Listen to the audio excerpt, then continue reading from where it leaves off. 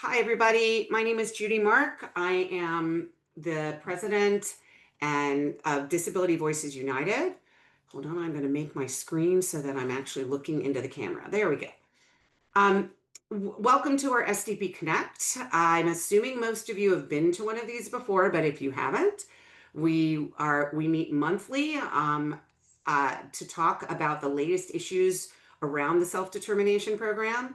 We also have a second meeting that we provide on the fourth Wednesday of the month, called our Think Outside the Box training, where we're actually going through step by step in the program. We had to cancel the meeting in September, our because it was taking place on Rosh Hashanah, which is a Jewish holiday, and we are going to get back to that in the month of October, where we will be talking. We're having our second part of the training on the spending plan. The spending plan is very complex, as most of you know, and so we are spending actually 2 sessions on that. Then we'll be discussing in November about financial management services, and then transitioning in, and then we'll start the whole thing all over again. So we have a couple of announcements before we get started today. The first one is, first, just a reminder actually to everybody to choose a language. You do that by going down to the bottom of your screen, clicking on the globe that says interpretation, and choosing either English, Spanish, or Korean. I urge all the English speakers to choose the English language, because we will have questions in languages other than English and want to make sure that you understand them. So first announcement is, last month we had our amazing self-determination conference in Oakland. If any of you were there, please let us know what you thought of it. Place it in the chat. And then we're doing a similar but 3 times as large conference in November. This conference is on both the self-determination program and supported decision-making, which are 2 sides of the same coin. And it's going to be on November 19th.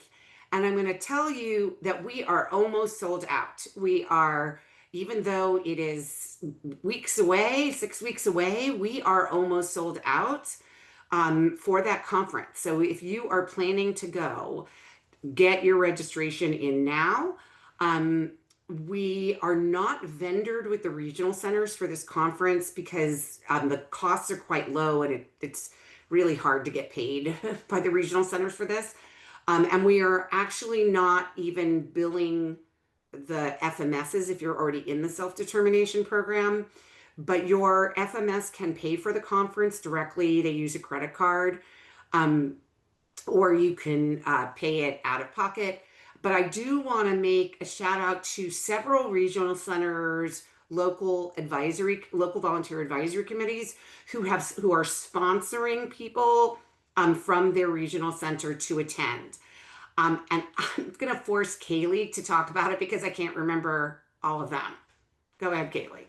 Yeah, so right now we have North LA, Orange County, Lanterman, West Side Regional Center, and East LA. They are all having LVAC funded tickets for you. And so there are actually different ways for you to get access to those free tickets paid for through. So maybe Kayla, you could throw that in the chat. Yeah, I'll put it in the chat right now. Yeah, because it's different, but like some regional centers, you have to contact a specific individual, and other regional centers, you have to fill out a form. So you have to do it the way your regional center is asking you to do it. And yes, we'll put the link to register if you want to just register directly into the chat. But as I mentioned, we're going to sell 350 tickets, and we have about 50 tickets left. So we are really, really close to selling out, and I expect we'll be sold out within the next week or 2. And we hate turning people away, but we can't fit any more people in that room. Then, sorry, people are asking, it's going to be in Los Angeles, in downtown LA. at the California Endowment, which is right next to Union Station, the train station. So which is located very close. That Union Station has a metro there. So if you want to take public transportation, if you want to take the train up from like San Diego, it's right there. It's right next to Chinatown and Alvera Street. It's in a very centrally wonderful location of Los Angeles. Um, all right. So the next announcement that I'm going to make is about Proposition 50. So some of you, we had a very large turnout yesterday at our meeting about Prop 50. If you weren't able to attend, we will have the a recording up on our YouTube channel probably in the next day or two, and you'll be able to find out more information. We had a speaker from the Yes on Prop 50 campaign, as well as speakers from the disability community talking about why it's very important to pass Prop 50. We had an executive director of a regional center. We had a major service provider. We had self-advocates, family members who were speaking about why they feel it is important to pass Prop 50, especially in light of the horrible Medicaid cuts that we're going to be facing next year in disabled people will be facing across the country. We are, DVU is hosting a set of nonpartisan phone banks around the state in the next 2 weeks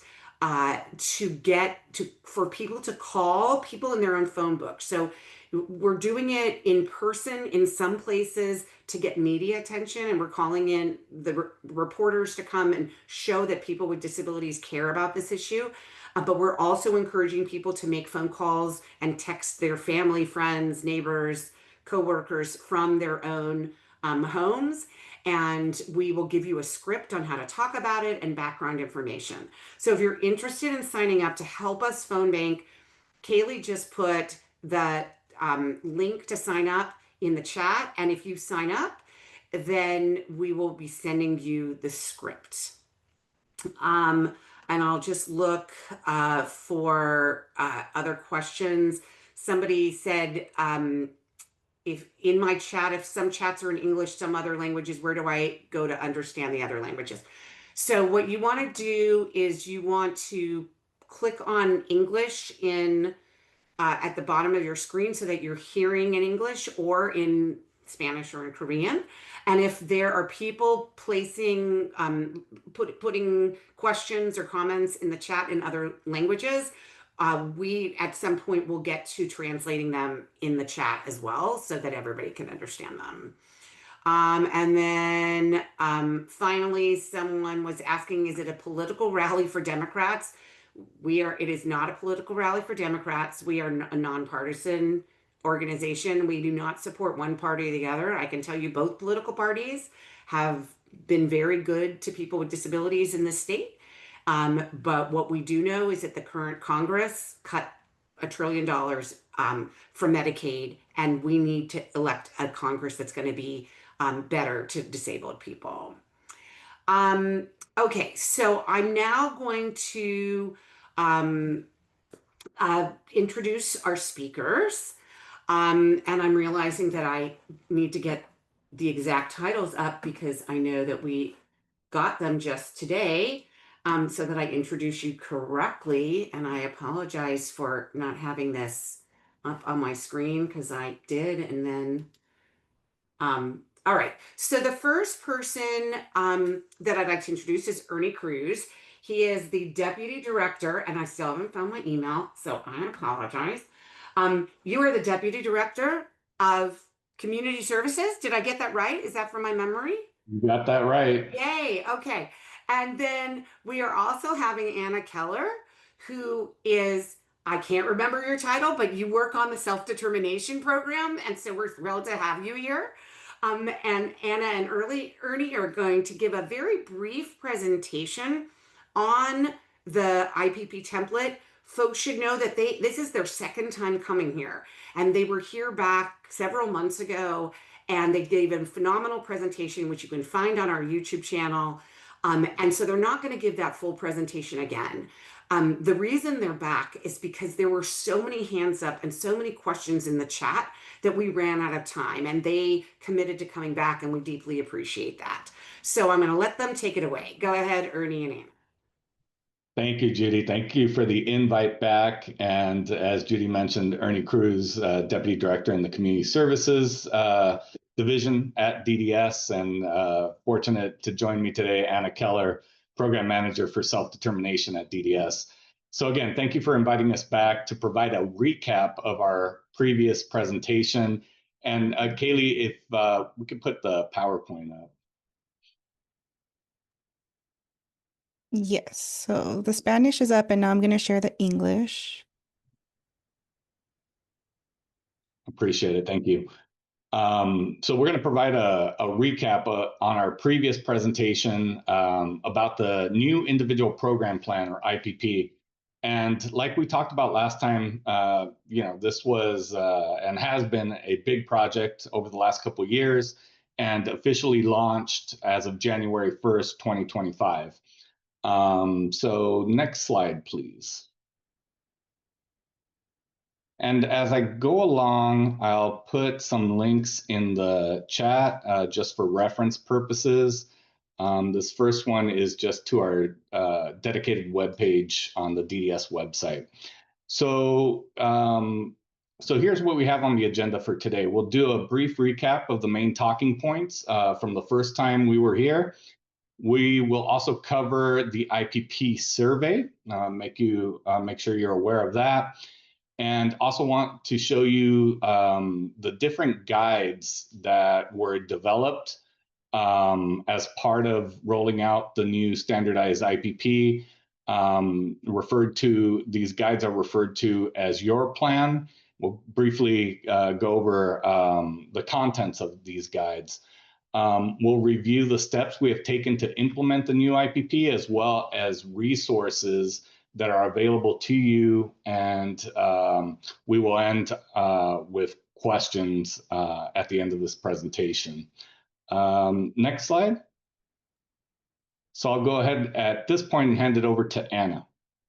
Thank you, Ernie. Thank you, everybody.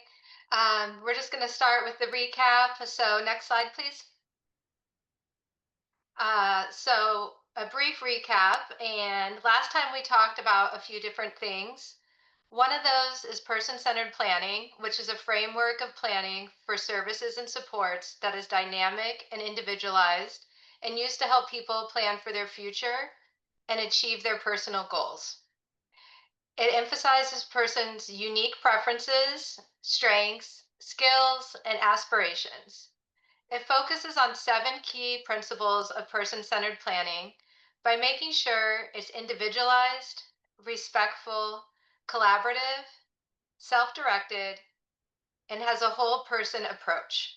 It is flexible and evolving and outcome-oriented. We also discussed important to and important for. Important to are things in life that fill the individual's cups, things that make them feel satisfied, happy, and included. And thinking about important to, it helps to think about relationships and people they choose to spend time with, status and control, culture, identity, as well as purpose and meaning.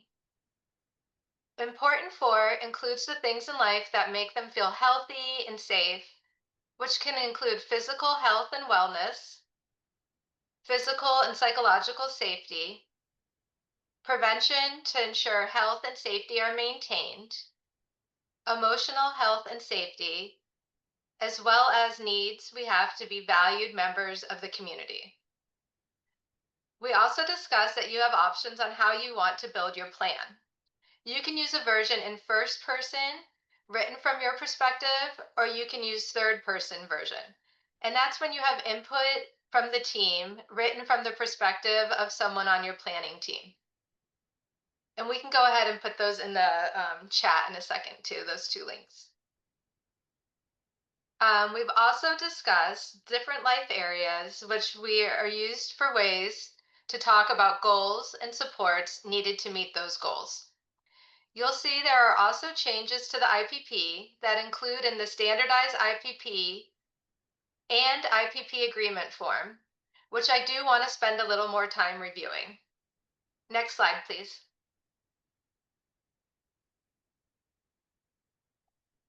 So changes to the IPP. With the new IPP, you can expect some parts of it to be different than before. The standardized IPP started as a performance measure in the Regional Center Performance Measures Work Group.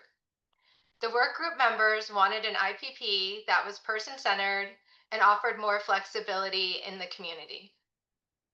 They also wanted to focus on things such as strengths and include links to personal preferences, to goals and outcomes.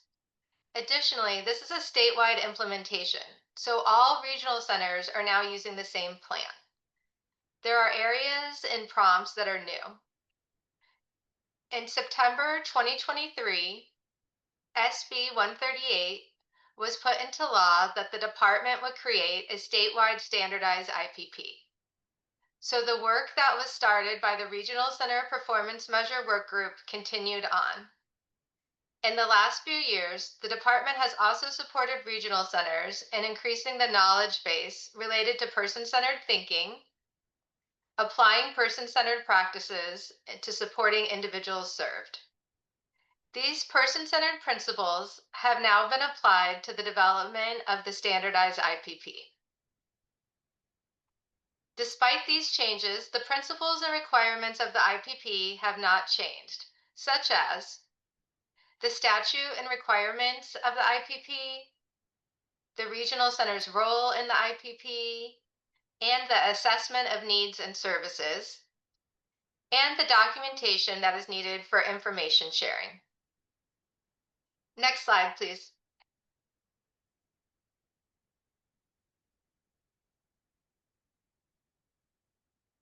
So what's included in the standardized IPP?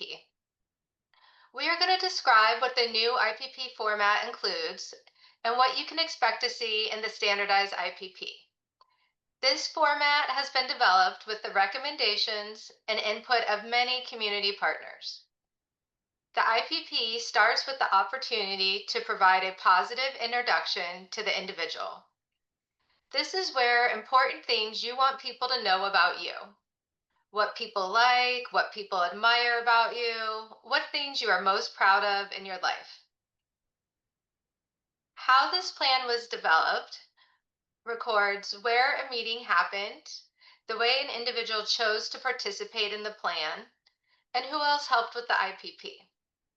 This is all about the planning meeting. Where did the meeting take place? Who was at the meeting? How did everyone participate in the meeting? In the planning meeting, it is important to consider what preferences and needs in your circle of support. IPP meetings should be conducted in a place and at a time that is comfortable for you.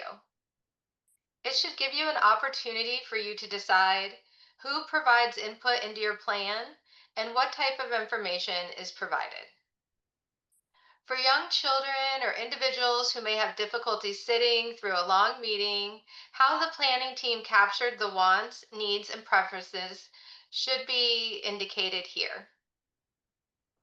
A vision for the future identifies what short-term and long-term vision a person or family has. This is where you'll share information about your short-term and long-term goals. Short-term means something that you want to happen soon, like in a year or less, and long-term means something in the future, like 2 years or longer. This section might focus on one of your life areas you want to see change, or you have goals. It might also include objectives for whose caregivers are aging and how you plan for that in the future. The next part of the IPP focuses on communication. Communication is a critical piece of all of our lives, an absolutely critical and required piece included in this IPP. You want people to understand you.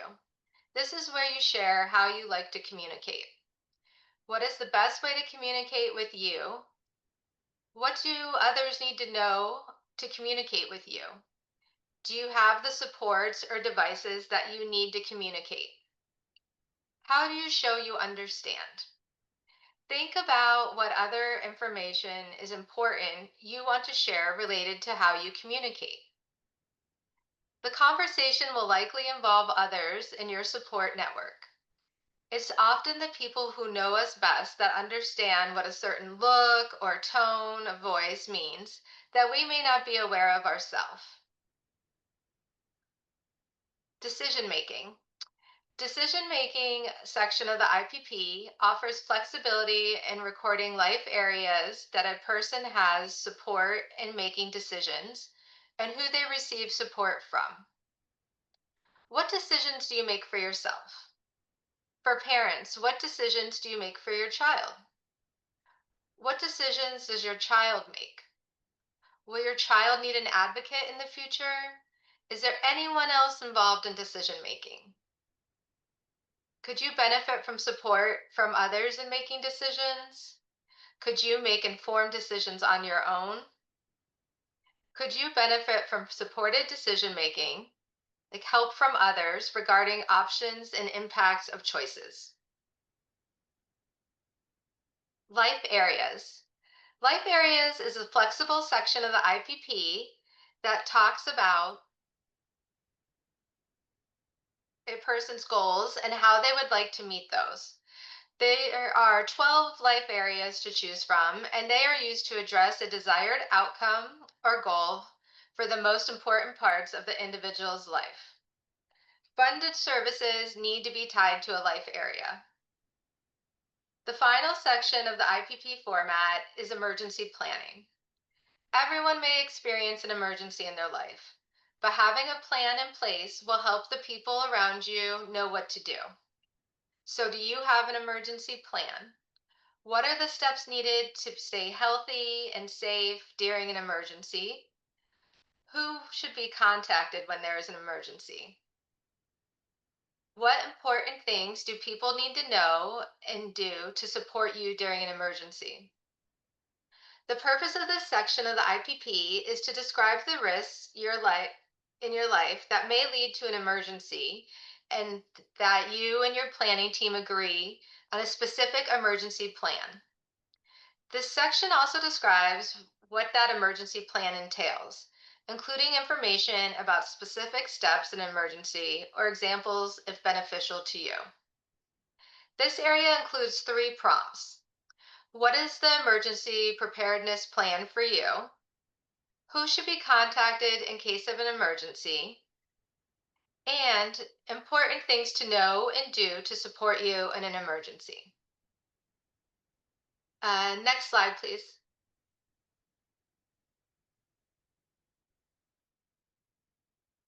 Thanks, Anna.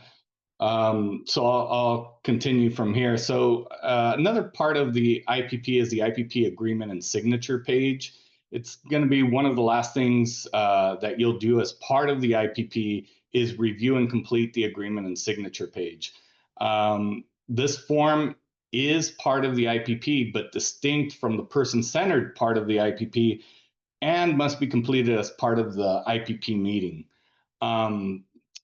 Community members and advocates strongly expressed that they did not want to have the information that is included in the agreement form be included in the person-centered part of the IPP. The IPP should be more about the person and not going over statutory requirements and service amounts authorized. So that was something that was clearly communicated. The agreement and signature form will include administrative information. It'll speak to services and supports. This is where the agreed upon services would be captured. There's space for regional center funded services as well as services funded by other generic agencies, like for instance, the school for school age individuals. Some outcomes may have multiple services listed. An example of a desired outcome and related services could be an individual who wants to stay healthy and active. The services and supports can be a combination of support from a regional center funded independent living service agency, a generic resource, such as in-home supportive services or their medical insurance plan. There's also an agreement on all services section. This section is used to document if the individual or parent legal representative agrees with the services and supports. There are two options to choose from: agreement on all services or disagreement or denial on services. And as part of that, there's an area to document additional requests, which could be if there's a disagreement or denial on services,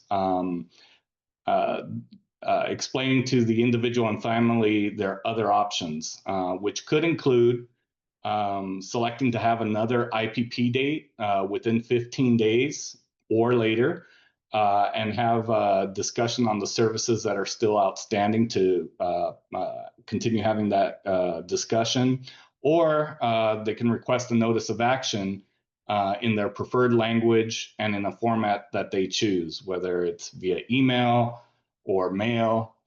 The next section speaks to exceptions to setting requirements. This really speaks to the home and community-based services, and if there's any modification to an HCBS setting requirement, if that's necessary, it would be indicated here, showing that the planning team agrees with that. The team will also write which section of the IPP describes those modifications. The next section, acknowledgements. This section of the agreement form verifies that the service coordinator has provided all required information to the individual and their family at the time of the IPP meeting. This includes getting a copy of all the services and supports the individual received the previous year, talking about any needs the individual has right now or in the future, the date of the next IPP meeting, how the individual would like to receive a copy of their IPP, and then specific discussion topics, including talking about self-direction, how to file a complaint, how to appeal a decision, how to get a job, in other words, speaking to the employment first policy, how to register to vote, whether the individual needs a transportation access plan, and also to have a discussion about caregiver succession, which is a requirement in statute as well. You'll note that some of these topics will not be applicable to individuals who are under the age of 18. There's also an additional notes section. This is a space to capture any additional information related to follow-up activities or any other information that would be important to capture either at the request of the individual or family.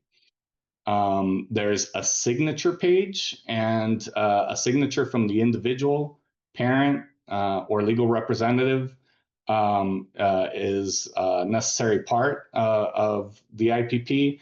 The individual or legal guardian will likely or may likely choose to sign after they receive the full IPP document.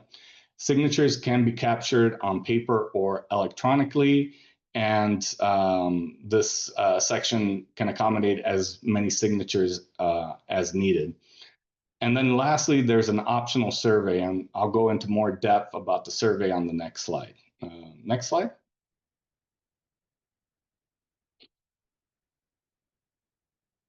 So the IPP survey, we as part of this development of the standardized IPP, I wanted to spend a couple of minutes highlighting the IPP survey. Next slide. So as part of developing the standardized IPP, we felt it was important to include an IPP survey. This is a voluntary and anonymous survey that can be completed by the individual or family after the IPP meeting. There is a QR code that would be shared during the meeting. It would be found on the agreement and signature document. There's also a phone number and email address to contact the department, DDS, for more information, or if you prefer to receive a copy of the survey in the mail. The new IPP survey is designed to measure how well the updated IPP process is working for individuals and families. The focus is on evaluating satisfaction with the IPP meeting, whether participants felt the process was person-centered, and whether the meeting reflected best practices in planning.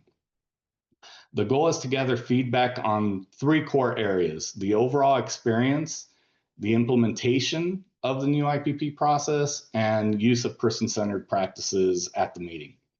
The survey aims to ensure that the new IPP process meets the needs and expectations of the people it serves and supports continuous improvement. Next slide.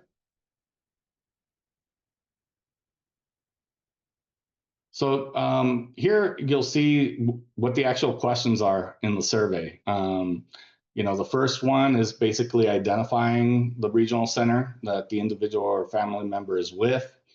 And then you'll see the following questions. Did your service coordinator listen to what's important to you and use that input to help create a person-centered plan, person-centered IPP? Were you satisfied with the available service providers to choose from? Did your regional center provide information about self-direction and traditional service options? And the last question is, did your service coordinator treat you with respect during your IPP meeting? Each of these questions has a drop-down option, allowing the person to choose the phrase that best describes the information the regional center provided. So, really this is about how the information provided was easy to understand. There's those multiple options could be: it was very difficult, it was somewhat difficult, it was not difficult, it was easy, or it was very easy to understand. So depending on the questions, there'll be a drop down with different options that can be selected for how the person felt about that particular experience in question. We also include an option as part of that drop down that the individual could say, I don't know how to answer this question, or I don't want to answer. Next slide.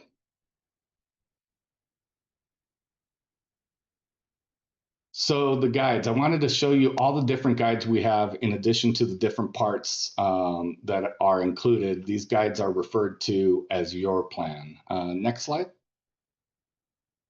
So what you see on the screen are the different guides that we have available to the community. We have your plan, which we will go into briefly into the different parts of it in just a moment.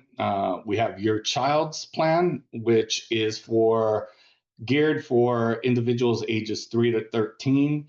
And we have your youth's plan, which is for young adults 14 to 22. We initially started with one guide, and then we were like, no, there's significant things to consider for those different age groups. So we developed 3 guides.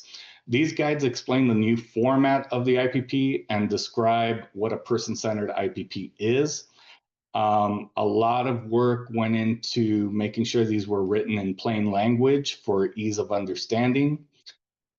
Your plan can help individuals and families identify preferences, strengths, and goals. In the Your Plan guide, you'll find an opportunity to learn about person-centered planning, tips for before, during, and after your planning meeting. You'll see a workbook, work pages within the guide called About You that includes questions to really help you think about what the important areas are of your life, what you want to discuss in the IPP.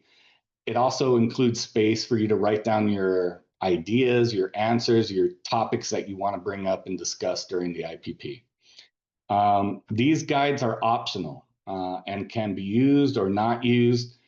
We obviously encourage individuals and families to look at the guide, and you may not either have the time to look at the full guide, but there may be parts of it that will be helpful in preparing for that IPP meeting.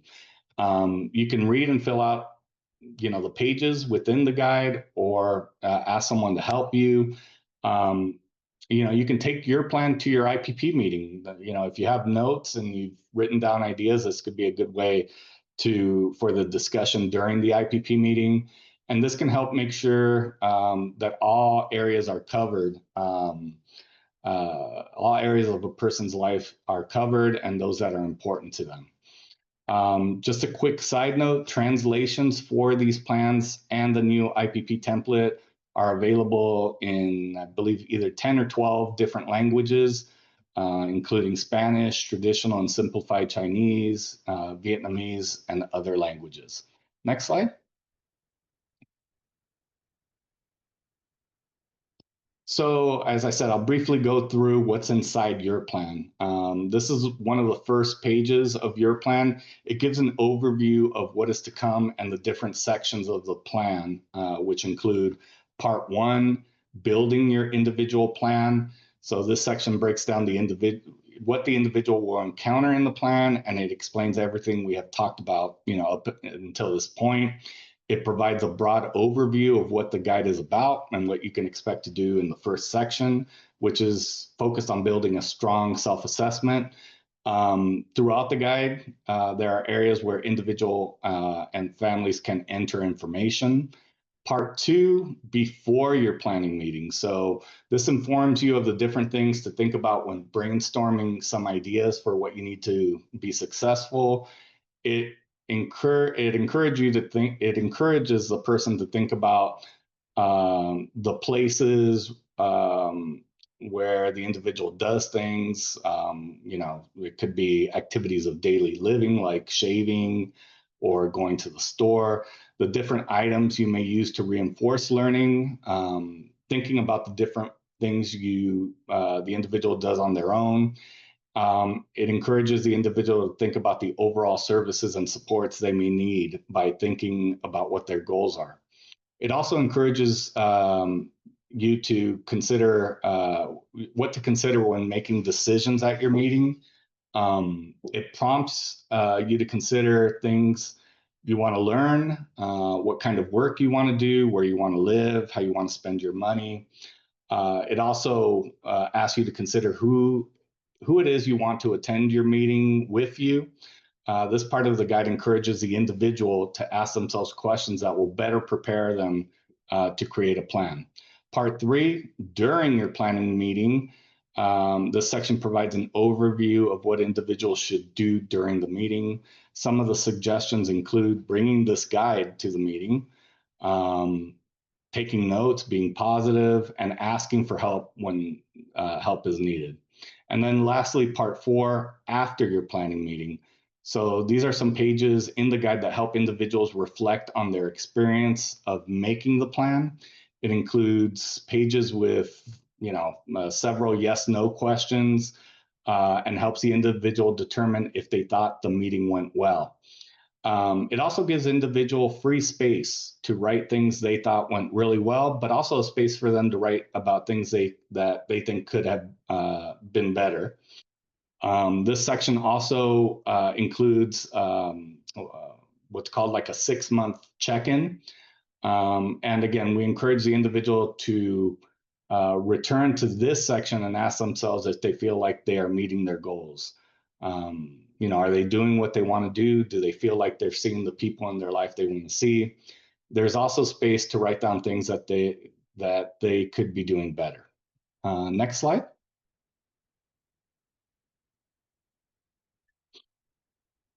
So we wanted to go over what we've done to implement the new IPP at regional centers and show you all the different resources that are available to you. If you can go to the next slide. So each regional center, as part of putting together a person-centered IPP, the whole idea of person-centered thinking and training on person-centered thinking, that's actually been going on for quite a few years now. And each regional center has at least one certified person-centered thinking facilitation trainer. This was another area of focus and where a measure was established through the Regional Center Performance Measures Work Group. The purpose of these trainers is to teach service coordinators person-centered practices and to train staff on how to use the new IPP. This ensures that everyone involved know what the expectations are and have the necessary skills to focus on developing an IPP that is person-centered. There are also updates to client case management record systems. All regional centers have access to the new IPP format in their case management system. The department, we provided the regional centers with the IPP template in multiple languages. The department has also been providing technical assistance to regional centers. We released the standardized IPP in June of 2024. And then subsequent to that, we did trainings and presentations. This included 3 training sessions that we hosted for regional centers back in September and October 2024. We also released an instructional guide, the individual program plan guide for regional centers, that lays out the standard procedures for regional centers. It is detailed document detailed guide that provides information for service coordinators to complete an IPP in a person-centered way and using the new format. It goes through each section of the IPP. It includes information about what is required in an IPP and things to think about and questions to ask, prompting questions to ask throughout the IPP process. We also developed a list of frequently asked questions based on the questions that we've received during trainings and subsequent to that after implementation. And once the new IPP went into effect in January, we provided ongoing support while the implementation of the new IPP was taking place. And, we continue to have a dedicated email address for any questions or issues that come up. Next slide. This is just a summary of all the resources we just reviewed on the last few slides and some that we didn't cover. They're all available on the department website. Early on in the presentation, I put that link in the chat, but I'm sure this presentation will also have the hyperlink. If you follow the link that is on the presentation, it'll take you to the dedicated page for the individual program plan. Next slide. So this concludes our abbreviated recap of the presentation we did a few months ago. Just want to highlight that the email address that I just mentioned, the dedicated email address, is available to the public as well. If you have any questions, you can email the department at ippsupport@dds.ca.gov. There's also on our website, the link we provided, all the resources available, the templates for first person, third person, the agreement form.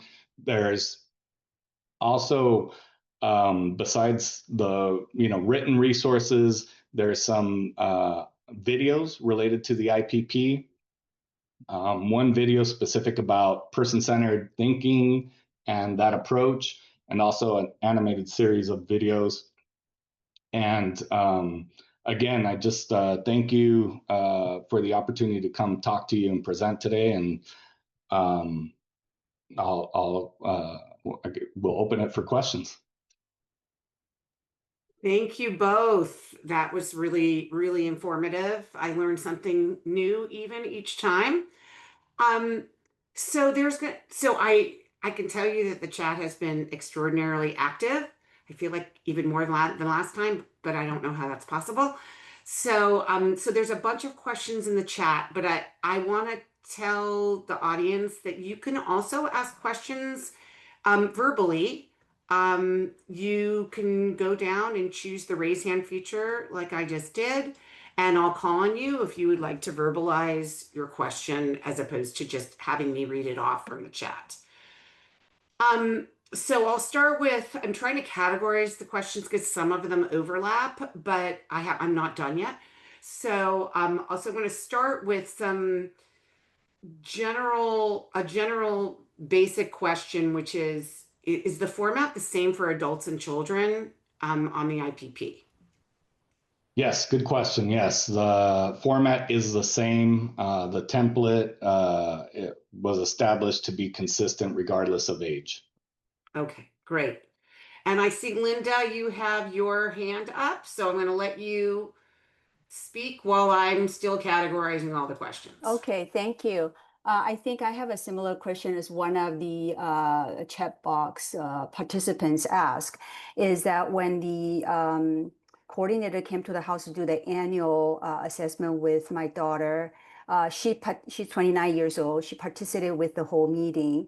And so the environment of the situation is like my understanding is a person center is focused on her. And we want to make that assess the visit a very positive experience for her so that she can be encouraged. So when the items are being discussed, we just I try to answer with a very positive note of what the improvement she has made and what her program has helped her in the area. And but then I found out that also later these documentation on the IPP summary could become a problem for her to receive service. For example, in-home support services does not, like I would say, yes, she is, because my daughter, when she hear about the negative behavior that she has, which happen every day, she will get frustrated and she can just not participate in the meeting. So in that environment, these are being recorded, but however, when it presented to support for apply for in-home support, it became, because she does need a protective supervision and constant directions. But then these wording become a problem for the social worker from the IHSS side to say, hey, well, she doesn't need this. She doesn't need this because it's saying here that she's making good progress. So I don't know, like, how do we, how do, she really needs IHSS services, but now she's being denied. So I don't know how to present this in the appeal, saying that, because both sides are true. It's just the environment when you are conducting the meeting, you do not want to present it as that this is like totally upsetting my daughter. Like, if you can imagine that situation. Yeah, no, I think I understand, Linda. It sounds like maybe for IHSS purposes, you're thinking that they would want to see something more, I wouldn't say negative, but just something that speaks more to her behaviors. Is that what you're saying? And this new format doesn't lend to that, or? There's actually, yeah, I just got unmuted. Sorry. Yeah, exactly. They're saying, hey, she doesn't have dangerous behavior. She doesn't. It's not. And then the supporting documentation that I can provide it from the teachers or the people that she encountered, that they are saying that those are the situation mostly not in the home, is outside of the home, but it's the same person in and out, right? So I feel like we need to advise the parents that, because all our kids will receive services from different entities, and they are all very critical for her. So when we are in the environment, I just realized that I don't know what to do actually. When the next IPP comes, what is something that we should present? She does have dangerous behavior, but then we want her to participate in the meeting. We want to be a people, just like what Ernie has said and Anna has said, that guy totally gets it. My regional center people is like, yeah, very happy. Like we just try to keep the whole meeting very positive for my daughter. Yeah, no, I think, your daughter, it sounds like she has some assessed needs. And, I think a lot of it has to do with, you can still communicate that without communicating it how IPPs have been previously written. And the other thing, I would say is that the IPP is one document. There are other documents, other reports that you could potentially use as well as part of that determination. So I do want to, there's a somewhat related question in the chat that I wanted to bring up. It kind of around the area of strength-based versus deficit-based discussions at the IPP. And Richard is asking, he's still in the traditional service system, but his service coordinator emphasized a need to write great things about himself in the IPP report. And the report no longer includes weaknesses, deficiencies, or challenges, which he believes are embarrassing facts about himself, which is similar to what the parent was just saying. And to phrase it in a way to show how I overcome challenges. However, I'm concerned that the new format of the IPP report, as interpreted by my service coordinator, implies that I do not need supports. Whether or not I decide to transition into the IPP, he has these concerns. Perhaps there is a misunderstanding and miscommunication, but I find that this new format for writing IPP reports is an excuse for me to not get the supports that I need, especially if I decide to continue in the traditional system. How could you clarify in the intention of DDS so that regional centers cannot find an excuse to not fund the supports that he needs? Yeah, no, again, in the case, of your son, there's going to be assessed needs, right? So I think one of the big things that with the old IPP was the terminology about deficits, and that term still being used, and getting people to realize, okay, it's assessed needs. So the new IPP still has to have that conversation and that discussion between the service coordinator and the individual and family. What are those assessed needs, and capture those needs in the IPP document. So it's a new way of communicating and writing in a person-centered way that isn't solely about elaborating on deficits. There's still going to be assessed needs that will have to be captured and should be captured in the IPP. Great, thank you. I know there's a ton of hands up. I'm going to ask just a few questions around training of service coordinators. So people are asking generally, how much training does the service coordinator receive to learn how to do this? And that some people are commenting that their service coordinators are not really handling the new IPP well, or that they aren't even offering the survey at the end of the IPP, or that they're not offering any services, even though they're seeing now in the template that should be discussed, and that it's presented differently by each regional center and even differently by a service coordinator within the same regional center. So wondering if you could talk a little bit more about all the training that you have been ongoing. Yeah, no, I know we're in the 10th month of implementation, and anytime something new rolls out, obviously, this is a different approach than what people have been used to. But as part of, like I indicated before, when we rolled out the template back in June, we followed that up with trainings specifically for the regional center trainers, the person-centered trainers. It was a training on the IPP guide for regional centers that I put a link in the chat about. And you'll see in that guide some icons throughout the guide on things that advocates individuals and families really expressed would be important for a service coordinator to acknowledge when having an IPP. So culture was a big one.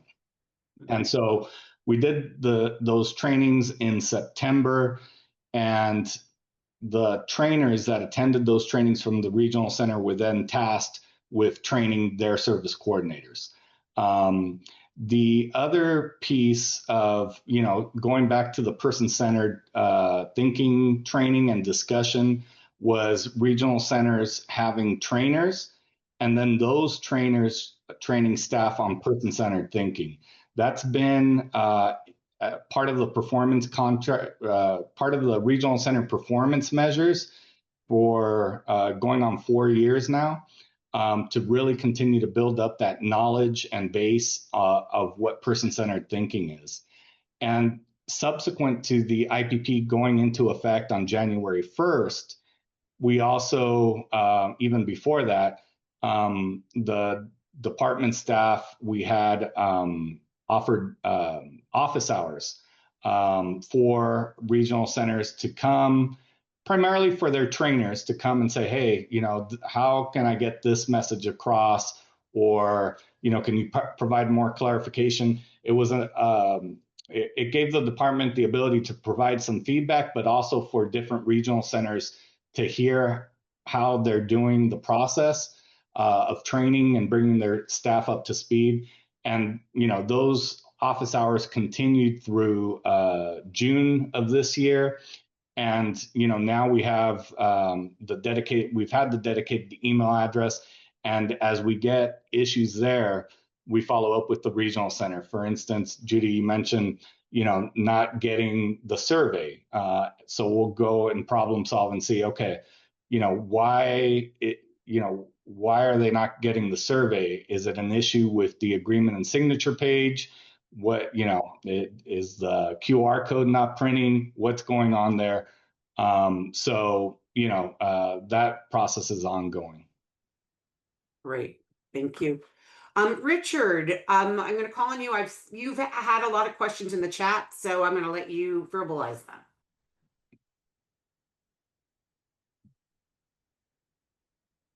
You can go ahead and mute, Richard.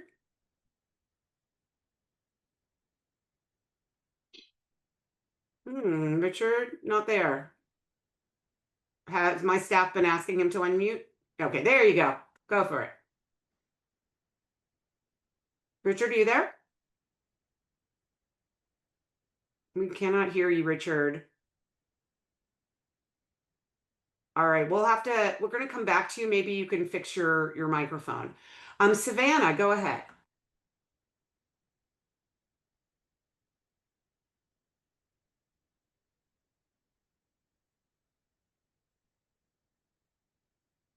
Savannah? This is the second person in a row we're not hearing. But you guys can hear me, right? I'm not in a bubble. Okay, thank you. It's not me. Weird. Okay, now He doesn't have a working microphone, and then we can't hear Savannah. yeah. Okay, you keep working on your microphone, Savannah. Melissa, let's try you.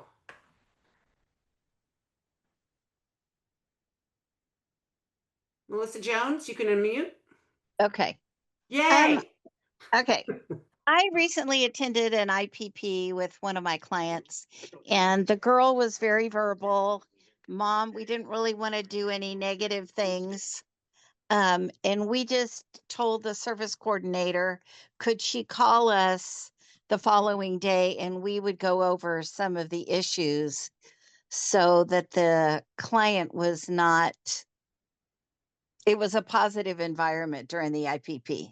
And remember that there is a goals section for everything.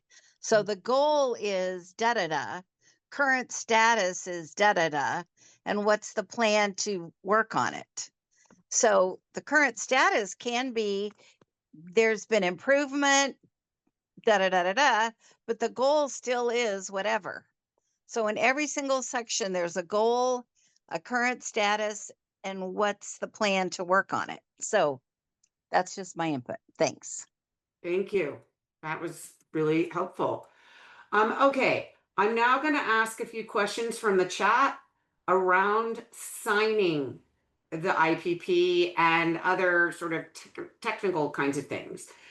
So first one is the encryption.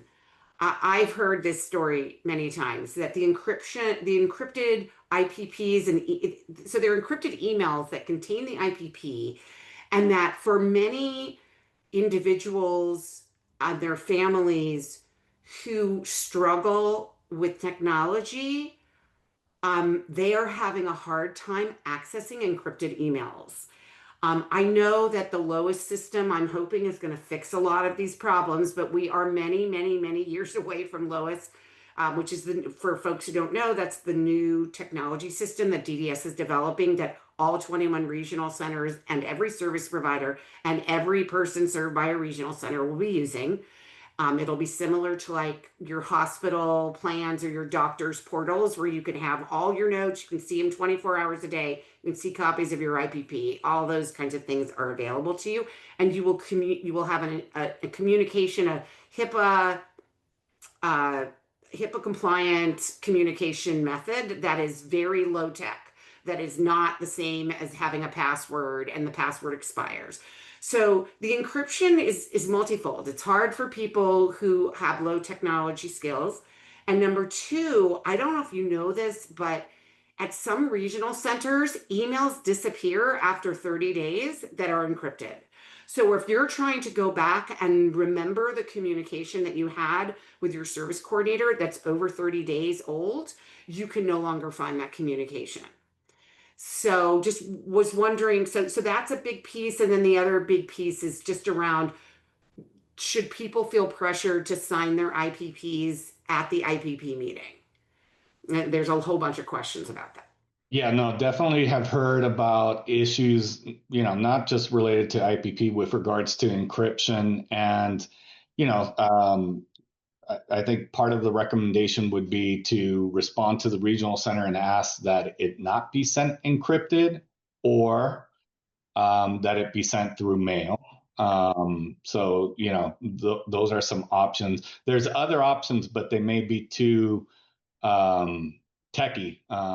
There's what's referred to as SharePoint that sometimes can be used to keep it within a secure environment, but that's techie. And then, Judy, the other part of the question was that should people feel pressured to sign their IPP at the IPP meeting? They should not feel pressured to sign the IPP at the IPP meeting. It's perfectly within their right to say no. I'd like to see the completed IPP. There's still a requirement that they be left with a list of agreed upon services. But if they're feeling pressured, I would first recommend to follow up with the service coordinator's manager. If that isn't resulting in getting the issue resolved, either elevating it at the executive level at the regional center or following up with the department. Okay, great. Sandra, you are next.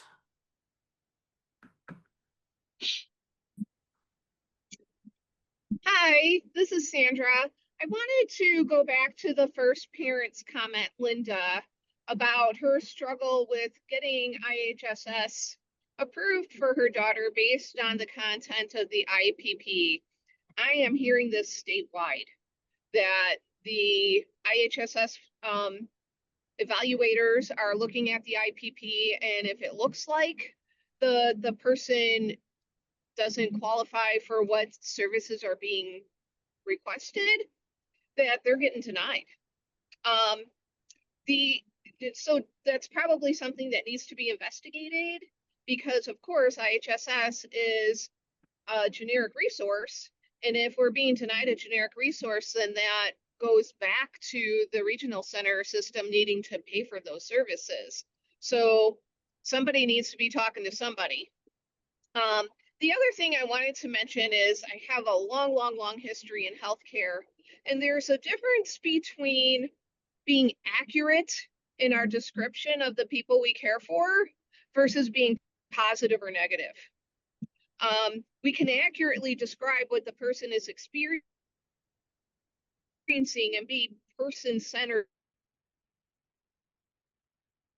about it without being the expectation that things be absolutely positive isn't person-centered. None of us have an absolutely positive experience all the time. So those are the 2 points I wanted to bring out. Thank you. Any comments on that, Ernie, or should I go to the next question? Yeah, no, I agree. You know, it has to be accurate. But you know, with person-centered thinking, I think it could be accurate without being, you know, how IPPs have traditionally been written, where it just is, you know, highlighting, you know, a certain negative behavior. I think it's all in the how it's written, but maintaining accuracy definitely. Yeah, great. Christina, you Sorry. can go next. Oh, sorry, go ahead, Anna. Sorry. I included in the chat, but looking at the year plan, like on page 15, it talks about a good day and a bad day. And so maybe giving the service coordinator an idea, if we have X, Y, and Z and it's at this time of day, everything goes right. If it's with this other supportive person and it's outside of the home, this is what this could look like. And so trying to indicate what all somebody needs to be successful and what success looks like, I think is very helpful for the service coordinator to see like the big picture of what's needed to be meeting your outcomes, Yeah, yeah. Christina, you're next. Hi, thank you. Thank you, Ernie and Anna and Judy, for all the information and for having this platform. I have a couple quick questions I'm just going to run through for the sake of everyone's time. One, I was at a IPP last week for a friend of ours who's transitioning into SDP, and it was extremely quick, which is not a bad thing because I know they tend to take a very long time. But one of the questions I had is there were a few things that came up with this individual. My son's IPP is coming up on this Friday to transition into SDP. And I know there are some new regulations with regards to IPPs and SDP. One of the questions that we had was there were things that came up that the coordinator was saying that DOR or other generic services would cover. And they weren't 100% sure that they would cover these services. And I know there's the part additional notes at the end you were talking about, Ernie, and I'm wondering if there's a way that we can put in there if there are services or requests that the SDP participant wants to have in their plan that is, that regional center said that other entities can fund it. If it's not funded, can we come back to the table easier rather than having to wait, for, at a quicker pace? That's one of the questions I have. Is there something that can be done ahead of time? The second thing is that I recently found out that with SDP transitioning into SDP from traditional services, that if you're not going to have a traditional service in SDP, that the rate is decreased. It's a lot less rate. And I know it may not be related specifically to the IPP, but we have in there as to what services they're receiving. I don't think it's fair that, my understanding is that the traditional service providers in the that are vendored with regional center have overhead, workers' comp, payroll taxes, all these insurance. But service providers in self-determination also have those overheads. And so I'm not sure why there is such a gap in terms of how much the reimbursement rate is going to be allowed for people transitioning into self-determination. That's one of my other one. And my last thing is that I know that there is, and it is well needed in terms of oversight and accountability and transparency. I do understand that some people in self-determination took advantage of the freedom in the beginning and that DDS is cracking down and wanting to make sure that there isn't, fraud, that it's very well, it's really centered on what people actually need, not just how big their budgets can be.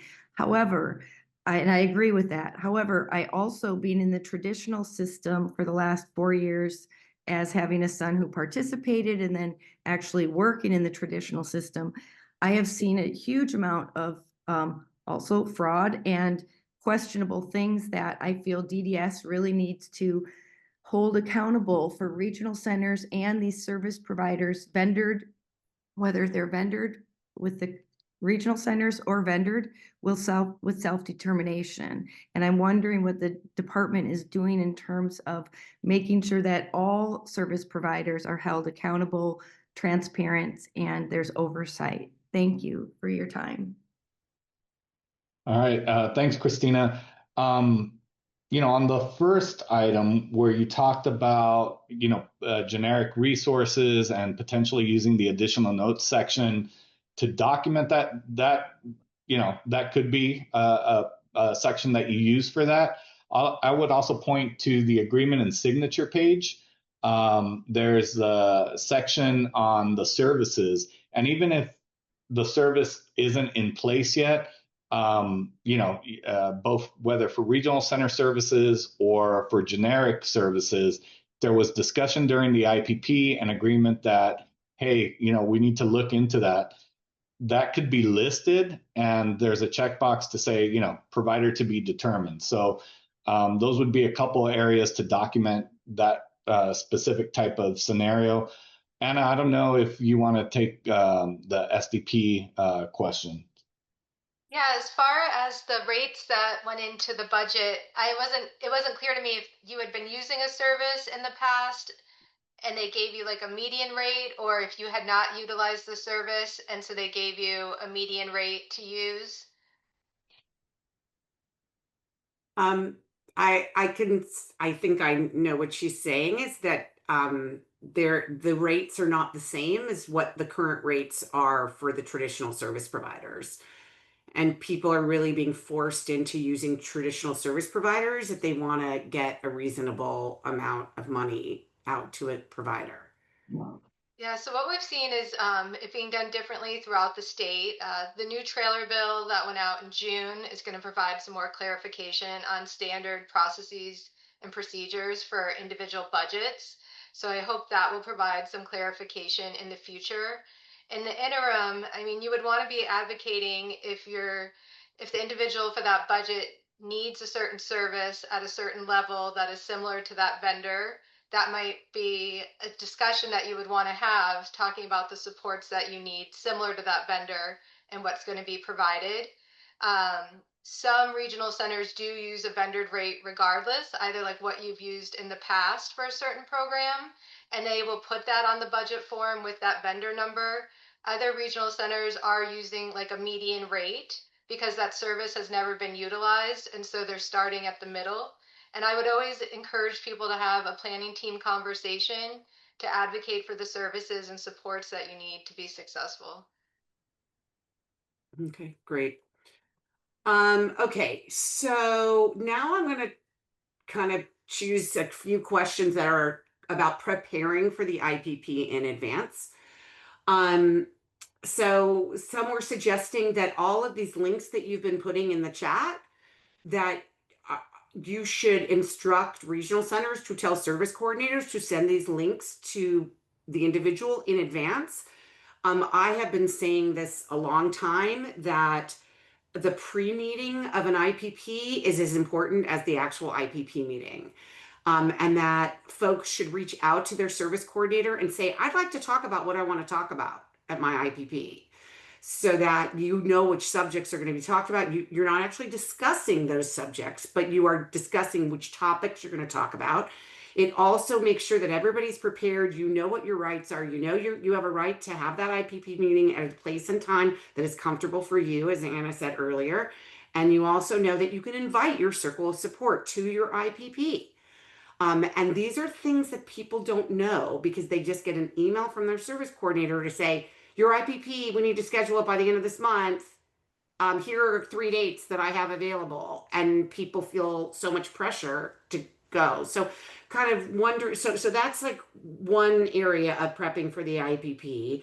Then some people have a lot of concerns about the Your Plan document being 49 pages. It's just that it's so long. I don't know that they have problems with the specifics in it, but it is long. And I actually have heard from a service coordinator that theirs is even longer, and that they're feeling overwhelmed at having to, really understand everything that's in their document too. I do not see it as any different as that the self-determination program orientation is really overwhelming to people. And then I believe the trainings in small little chunks are much better than overwhelming people in one big thing. So just maybe talk a little bit about that kind of stuff. Yeah, no, it is, your plan is 50 pages, but Oh, what, 50. um, what I would say about that is, part of the reason why it took 50 pages was, in some areas, bigger size font, a lot of boxes to do activities and fill things in.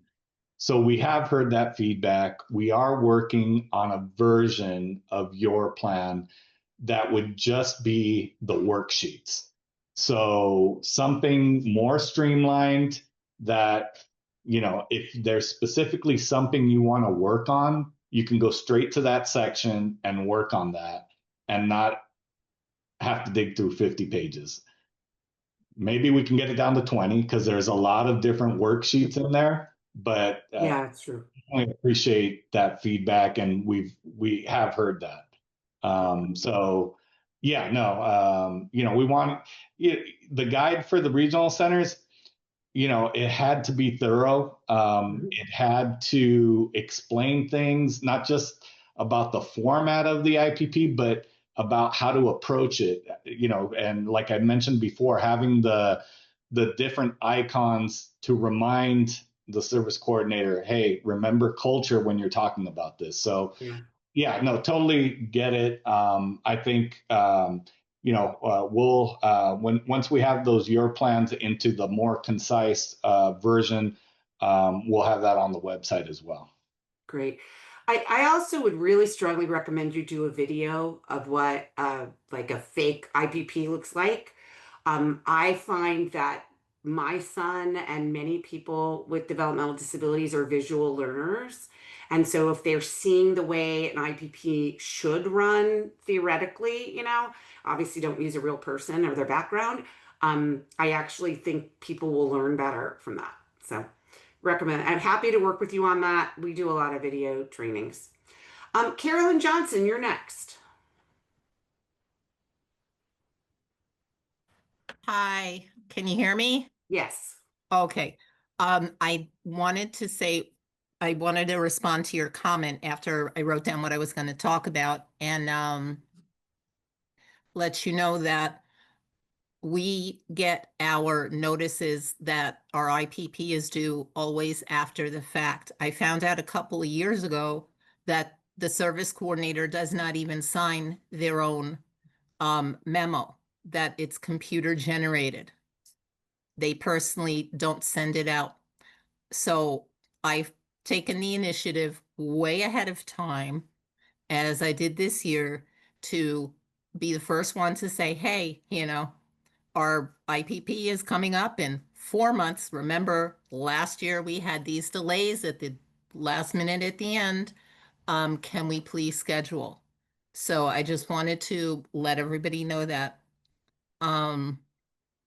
So the second thing that I wanted to address was we've been through our IPP. I actually use this document. I tried to sit down with my son and pre-work on it before we had the IPP. And of course, because it was 50 something pages long, it was,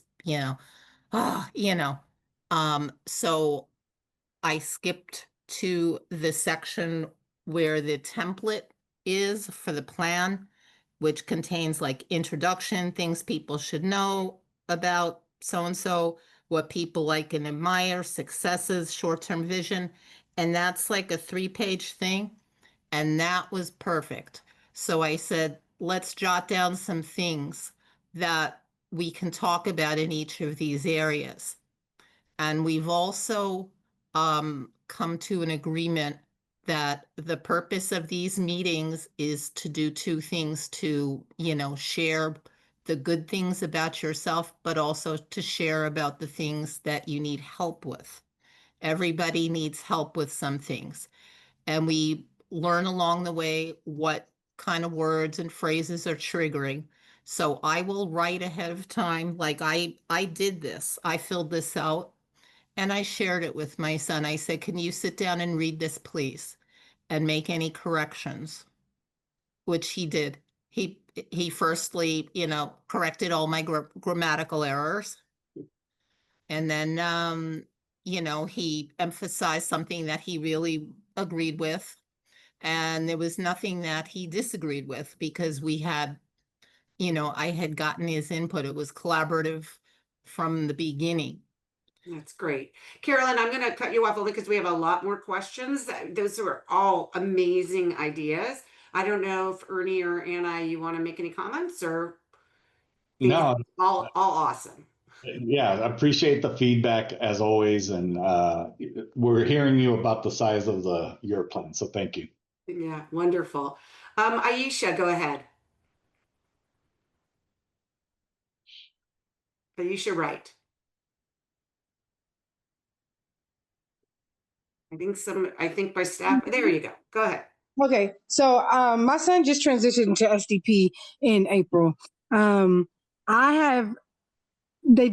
My person-centered planner is also my IF, and I've asked since like May for an urgent IPP to get him as my IF. And what's the time frame for them to turn around to give me the urgent I? Because I know that I have if I'm incorrect, please correct me. I have the right to ask for urgent IPP to include him in my budget for my SDP. And I just haven't gotten any response, and it's already October. Is there a certain time frame? Am I going about it wrong? I've emailed supervisors who keep sending me back to my son's, I guess, caseworker. Yeah. And he also, in this time frame, he's transitioned to a young adult caseworker, and she's like totally not responsive as compared to the one that I had. She would email me back within 24 hours, but this one doesn't email at all. Yeah, no, Aisha, if they're not getting back to you, statute allows for you to request an IPP meeting and for one to be held within 30 days. And it looks like you've tried going up the chain. If you'd like to reach out to myself, we can follow up with the regional center on this. Great. I just a heads up to Kaylee. I'm going to call on Richard next because I know we tried to get him earlier, and I just saw in the chat that he's back on his cell phone, which hopefully the microphone will work. So go ahead, Richard. We're going to unmute you, and you can unmute yourself. I did put the SDP Buds information in the chat as well, and they are very helpful for individual matters. Just to address the last call real quick. Thank you. Thank you. Richard, go ahead. Hi. This is Richard. I've been having an issue on my computer because I don't have microphone on my computer, and I can't speak on my computer. And it's okay. Now. It's okay. Let me pull out the email that I sent to myself so I can review what I talked about yesterday. Okay. I'll pull it out right now. So, Richard, do you have a question for Ernie and Anna? Yeah, because my issue is that there it goes. Yeah, oh dear. You know what, Richard? No, Richard. I can see it now. Okay, go ahead. Yeah, because we talked about I don't know how the department can establish more regulations to make sure service coordinators or regional centers don't become passive aggressive with the IPP report, especially with the new format, because they could say all the wonderful things about me, but I still need a lot of help. And I'm concerned that by signing it, I don't that implies that I don't need the help, but I actually do, because I'm an adult. I'm 38 right now, and I just started regional center services at age 35 because we didn't follow through with the referral from the pediatrician when I was a kid. Mm. So, and the other issue is that my service coordinator seems to be passive aggressive. So I don't know if there's a template that people could send it to me by email or something like that. I could provide my email address. I don't mind to provide my email address to one of the staff members, and they could just forward that to anyone who's on the meeting with me. So I could how do I bring it up with the manager? I talked with the manager before, and she was pretty short with me. So I'm just concerned that the issues aren't being addressed, and I'm not comfortable with bringing things up to authority. Yeah. So Richard, So I hold don't know on. what resources. Richard, Yeah. we only have a few minutes left. So Okay. Ernie, Yeah. So I don't. yeah. So Ernie, I would love if somebody from DDS could reach out to Richard and have a conversation about all the issues that he's having. Yeah, absolutely, Judy. If you can, or your staff can send me his contact info, we can follow up on that. Richard, please private message me, or I think we can find it from registration what your email address is, and we will make sure to connect the both of you. Okay, because I think his issues are rising up to that level. Irene, go ahead. Irene Lozano. Hello. Hi. Yeah, I have a few questions. So let me start out by saying, we've kind of talked before. I am the guardian of my adult grandson. Um, Now I know he's been in um with the resource center for years. He had a couple of behaviorists when he was in elementary school, but that was all, and I don't know through whose fault that was. Um, but now he's been with me since he became an adult, and I'm trying to teach him how to live on his own. Um, but the transitional person that was helping him at the resource center, I guess the social worker or however you call them, that person, we did an IPP. We never got a copy of it. Mom never got a copy of it. So I don't even know what's in his IPP. So now he has a new person, and they're calling me and calling me. We need to set up an appointment. We did set up one. Then they called it off. So now they want to set up one. And meanwhile, I've been listening to all these webinars and everything. Now I feel very overwhelmed. And what am I supposed to ask for? What is he supposed to ask for? Because he's, on the higher end where he can ask for things, but he does need guidance. He does need help. And he's going to go into that meeting and say, "Oh, I'm okay. I'm good." Well, do you have a job right now? No, I'm still in high school. Grandma's homeschooling me and helping me online. See, so that's the thing. He Yeah. thinks he's okay and he's not, and he's going to tell them he is because he has no plan for the future yet. He doesn't Right. So Irene, understand that yet. I'm so sorry to interrupt. It's just because we have very little time left. I think this is similar to some of the previous questions we've had, Ernie and Anna, that people are not able to understand what to ask for and what their needs are. And so maybe that's a great final statement for you to make. Yeah, no, and I should have put this in earlier, but I did put in the chat oco@dds.ca.gov. If you're confused, if you don't have information about the IPP, you're having some other issue with the regional center, please email us there. We have liaisons for each of the regional center. They can talk to you, find out what the issue, and guide you as to next steps, including the liaison intervening with the regional center. Well, it is 6 o'clock, and I don't know how this happened, but we still have tons of people's hands up and tons of questions I didn't get to ask you from the chat. I'm not actually going to ask you to come back a third time because I feel like that's being ridiculous at this point. You guys have been so generous. Maybe at the beginning of next year, maybe we'll do something again. That way it'll be a whole year since you have implemented the new IPP, and we can sort of take a temperature about how things are going. But thank you so much again, Ernie and Anna, for coming. I think that DVU will continue to have these conversations about this and try to educate the community about the importance of the new IPP template and the opportunities that it provides. Thank you to everyone for joining us today. We promise we've got your questions on the chats, and maybe we'll forward all the questions to you all so that DDS knows what people continue to ask about. And we hope everybody stays safe out there. Vote yes on Prop 50. That's all I have to say. And don't forget to vote. Thanks, everybody. Bye-bye.